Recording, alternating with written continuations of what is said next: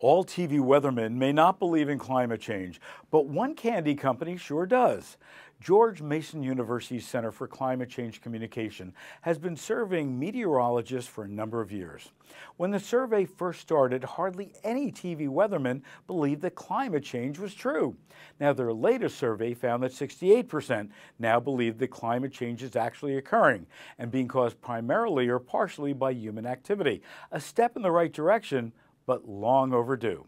Mars Chocolate, the makers of M&M's, Snickers, Dove, among other leading candy brands, is a firm believer in climate change and has in fact employed a team of meteorologists who are dedicated to analyzing the impacts of weather on the chocolate business. Smart company, getting in front of the situation. Creating chocolate candies involves many ingredients.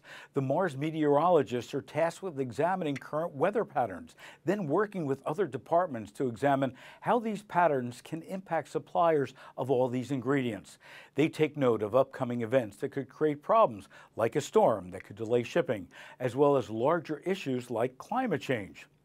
Weather has a much larger, longer-term impact on business that isn't getting the attention it deserves. That, according to Greg Harnish, Mars Chocolate North America's commercial vice president, as he told Business Insider. One example they shared was about almonds. Most Mars almonds are grown in California. Harnish says that despite the state's dry summers and almond sizable water requirements, meteorologists studied El Nino and La Nina weather patterns to predict whether the almonds will get the water that they need.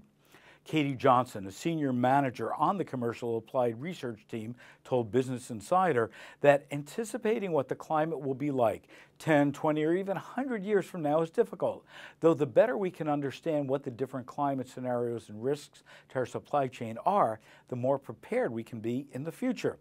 And what about the prime ingredient, chocolate?